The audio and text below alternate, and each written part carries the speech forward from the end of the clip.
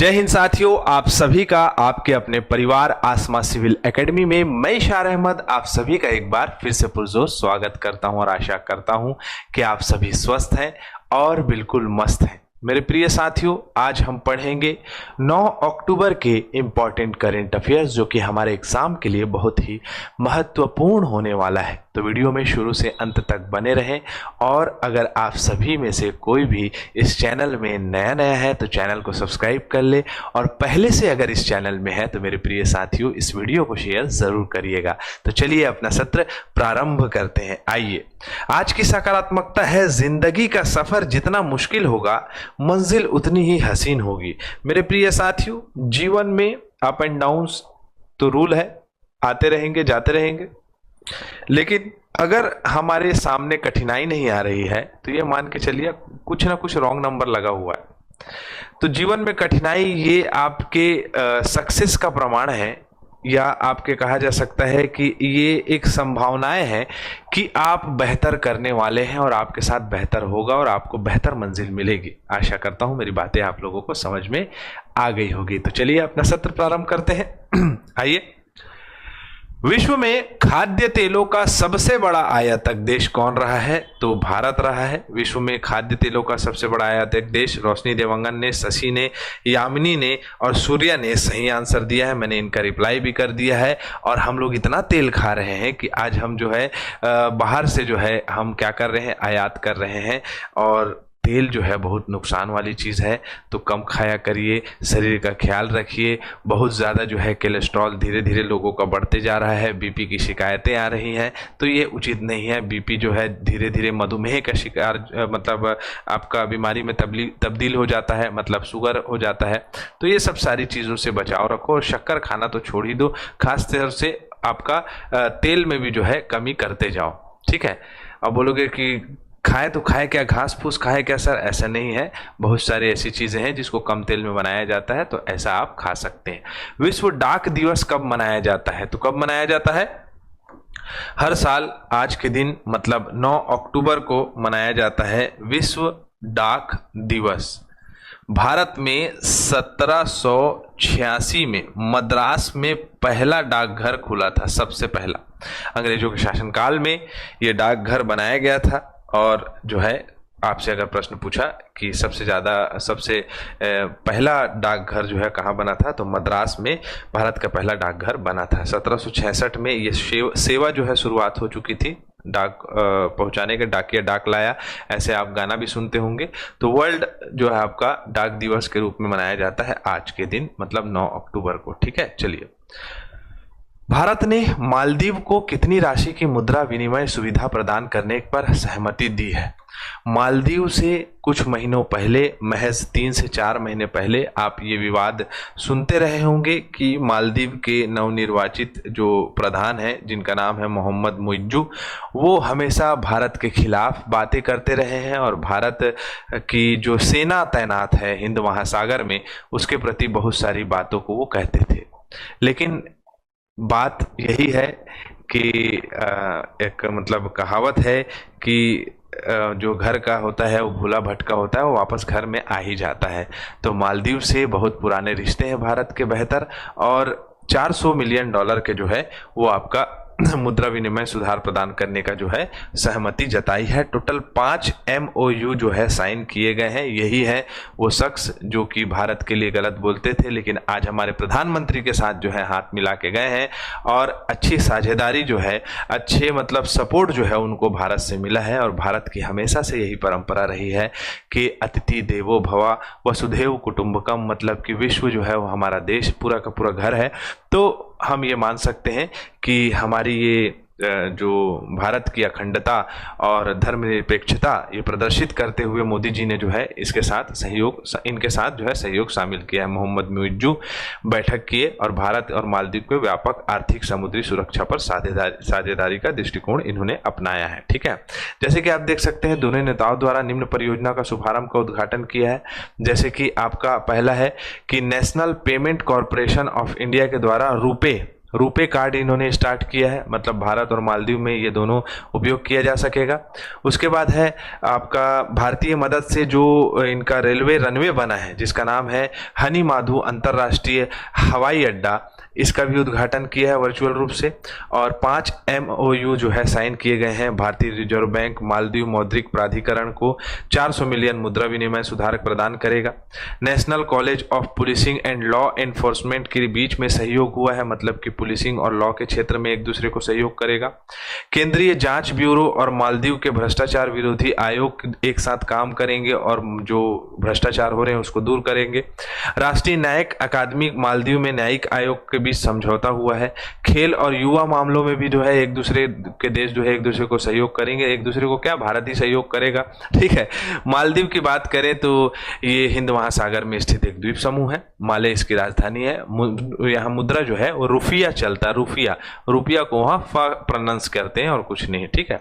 भारत का ही पार्ट रहा है और भारत से अलग हुआ है और अलग देश है, लेकिन ठीक है, सब हिंद मतलब महासागर के अंतर्गत आते हैं, ठीक।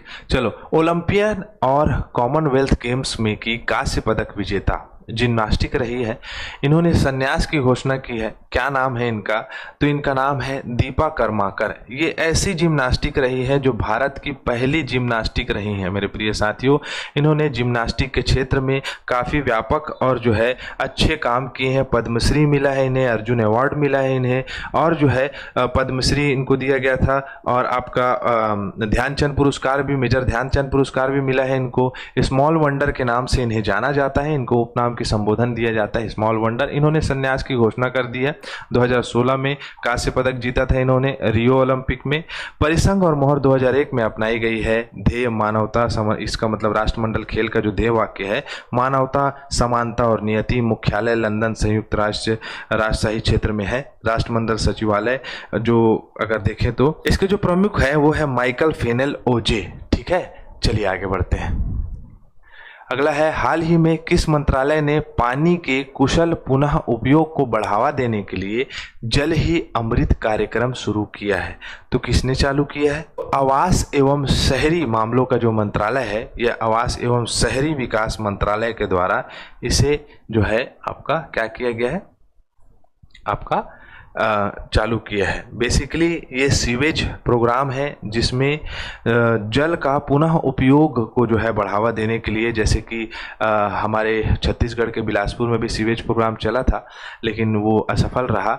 लेकिन ये सीवेज प्रोग्राम जो होता है या ये पूरा का पूरा प्लानिंग जो है बेसिकली इस फंडामेंटल में काम करता है कि जितने भी पानी जो है शहर से जो ड्रेन हो रहे हैं उन पानी को जो है रिसाइकल करके उसको जो है उपयोग, स्वच्छ एवं उपयोग करने लायक, पीने लायक और सभी प्रकार से उपयोग करने लायक स्थिति में उसको कन्वर्ट करना। तो यही आवास और शहरी मंत्रालय के द्वारा जो है अमृत 2.0 के तहत जल अमृत कार्यक्रम शुरू किया है, जिसका उद्देश्य शहरी क्षेत्रों में उपचारित अपशिष्ट जल को गुणवत्ता में सुधार करना और इसके पुनः चक्रण को बढ़ावा देना, वही बात है। अमृत मिशन की बात करें तो 2015 में लॉन्च किया गया है और हर घर पानी और सीवरेज कनेक्शन सुविधा सुनिश्चित कराना इसका मुख्य उद्देश्य है, ठीक है। अमृत मिशन का दूसरा चरण जो है 1 अक्टूबर 2021 से चालू हुआ था, जो कि वित्त वर्ष 2025-26 तक चलेगा। आवास और शहरी कार्य मंत्रालय की बात करें तो 1952 में इसकी स्थापना हुई है। नई दिल्ली में मुख्यालय है। जिम्मेदार मंत्री है मनोहर लाल खट्टर। तोखन साहू राज्य मंत्री हैं और कैबिनेट मंत्री जो है मनोहर लाल खट्टर हैं। कार्यकारी जो है इसके मंत्रालय के अंतर्गत बात करें तो कटी किथला श्रीनिवासन IAS अधिकारी हैं और ये सचिव है आवास एवं शहरी मंत्रालय की, ठीक है। आगे बढ़ें।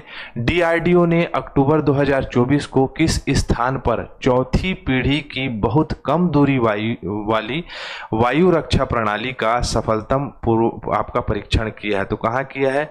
तो इसने किया है पोखरण में, राजस्थान के पोखरण में इसको जो है क्या किया है, सफलतापूर्वक इसका परीक्षण किया है। अब ये क्या है मेरे प्रिय साथियों? तो ये एक ऐसा हथियार है जो कि हमारे वायु सेना, जल सेना और जो है थल सेना, इन सभी के सैनिकों के द्वारा उपयोग किया जा सकता है। 6 किलोमीटर इसका रेंज है और मुख्य रूप से ये विकसित किया गया है कृत्रिम रूप से, मतलब ये आराम से जो है आपके ढोने योग्य है, मतलब एक स्थान से दूसरे स्थान ले जाने योग्य ये जो है आपके वो है हथियार है। ठीक है, तो अगर हम रक्षा अनुसंधान विकास संगठन की बात करें जिसके द्वारा इसको बनाया गया है, 1958 में इसका गठन हुआ है। डीआरडीओ भवन नई दिल्ली में इसका मुख्यालय है। आदर्श वाक्य है शक्ति उद्गम विज्ञान में, और संस्कृत है इसका बालस्य मूलम विज्ञानम। ठीक है जी। चलो अगला प्रश्न है, भारतीय वायु सेना ने 8 अक्टूबर 2024 को किस स्थान पर अपना 92वां स्थापना दिवस मनाया है? तो मरीना बीच में, ये आपको पता है कि कल जो था हमारा क्या था, तो वायु सेना दिवस 8 अक्टूबर को मनाया जाता है। मरीना बीच चेन्नई में जितने भी सभी उच्च अधिकारीगण थे वो यहाँ मौजूद हुए और मौजूद होकर जो है इस कार्यक्रम को सफल बनाया। जैसे कि केंद्रीय रक्षा मंत्री राजनाथ सिंह भी थे यहाँ, तमिलनाडु के मुख्यमंत्री MK स्टालिन भी थे, भारतीय वायु सेना प्रमुख एयर मार्शल अमृतप्रीत सिंह भी थे, अन्य गणमान्य लोग सभी मौजूद थे। और वायु सेना का जो है थीम अगर इस बार का बात करें तो भारतीय वायु सेना सक्षम, सशक्त और आत्मनिर्भर है, इस बार का वो थीम रहा है। भारतीय वायु सेना की बात करें तो 8 अक्टूबर 1932 में इसकी स्थापना हुई है। नई दिल्ली में मुख्यालय है और ये जो मुख्यालय जो है भारतीय वायु सेना का वो नई दिल्ली है। कमांडर एंड चीफ जो है राष्ट्रपति द्रौपदी मुर्मू जी हैं, जो कि हमारे भारत देश की राष्ट्रपति हैं। ठीक है, चलो अब बात करते हैं किसकी, तो नोबेल पुरस्कार की। फिजियोलॉजी या मेडिसिन में इस वर्ष का नोबेल पुरस्कार इनमें से किन्हें गतिविधि को नियंत्रण करने वाले मौलिक सिद्धांत की उनकी खोज के लिए दिया गया है? मेरे प्रिय साथियों, विश्व में जितने भी जीव हैं उनके प्रति विक्टर एम्ब्रोस और गैरी रूकुन, ये दोनों जो हैं इनको जो है मौलिक सिद्धांत के प्रति, मतलब कि ह्यूमन जेनेटिक्स या जीन के प्रति जो है इन्होंने खोज की है और इनकी खोज का सफलतापूर्वक परीक्षण भी किया गया है और इनको जो है नोबेल पुरस्कार देने की घोषणा की गई है विज्ञान के क्षेत्र में। ठीक है, आगे बढ़े। चलो बाकी नोबेल पुरस्कार प्राप्तकर्ताओं के सभी सूचियों को मैं आप लोगों को कराऊंगा पर्टिकुलर, तो आपको ये याद रखना है। क्लियर? चलो, भारतीय वायु सेना दिवस कब मनाया जाता है? 8 अक्टूबर को मनाया जाता है। ठीक है, रिवीजन कर रहे हैं अपन। पर्यटन विकास को समर्थन देने के लिए एडीबी मतलब एशियन डेवलपमेंट बैंक ने कितने मिलियन डॉलर का ऋण प्रदान किया है? तो 162 मिलियन का जो है ऋण प्रदान किया गया है, खासतौर से उत्तराखंड में पर्यटन के दृष्टिकोण से। और 2.6 मिलियन जो है मतलब डॉलर जो है वो आपको भारत को दिया है, जिसमें भारत की आर्थिक स्थिति में सहयोग प्रदान करने के लिए। ठीक है, चलो निम्न में से किस शहर ने 27 साल बाद 15वां ईरानी कप जीता? तो मुंबई ने जीता है 27 साल बाद अपना 15वां, मतलब कि टोटल मुंबई ने 15 बार ईरानी कप जीता है, जो कि BCCI के द्वारा कराया जाता है और आपको याद रखना है। ठीक है, बांसवाड़ा में आयोजित आदि गौरव सम्मान समारोह की अध्यक्षता किसने की थी? तो आपका आदरणीय सम्माननीय द्रौपदी मुर्मू जी, जो कि हमारे भारत देश की राष्ट्रपति हैं। निम्नलिखित में से किनसे लीमा पेरू में आयोजित ISSF जूनियर विश्व चैंपियनशिप 2024 में 25 metre rapid fire pistol event में स्वर्ण पदक जीता है? तो भारत प्रथम पायदान में लीमा में आयोजित कराया जा रहा था ये ISSF जूनियर चैंपियनशिप, जिसमें तीनों खिलाड़ियों ने, राजवर्धन पाटिल, मुकेश नेलावली, हरसिमर सिंह रत्था, इन तीनों ने जो है आपका स्वर्ण पदक जीता है। क्लियर है? भारत अंतर्राष्ट्रीय विज्ञान महोत्सव का 10वां संस्करण 30 नवंबर से 3 दिसंबर तक मनाया जाएगा। अब कहाँ मनाया जाएगा? तो असम के गुवाहाटी में मनाया जाएगा। ठीक है, प्रजा फाउंडेशन द्वारा जारी शहरी शासन सूचकांक UGI के अनुसार कौन सा राज्य पहले स्थान में है? तो केरल पहले नंबर में और छत्तीसगढ़ 4th नंबर में। आप लोगों के लिए प्रश्न है, RBI के निम्न में से किसे पदोन्नत कर कार्यकारी निदेशक के रूप में नियुक्त किया गया है या बनाया गया है? आपके सामने ऑप्शन है, आप लोगों को इसका आंसर देना है। तो हमारा सत्र यहाँ कंप्लीट होता है। मैं इसी के साथ इजाजत चाहूंगा। जय हिंद, जय भारत।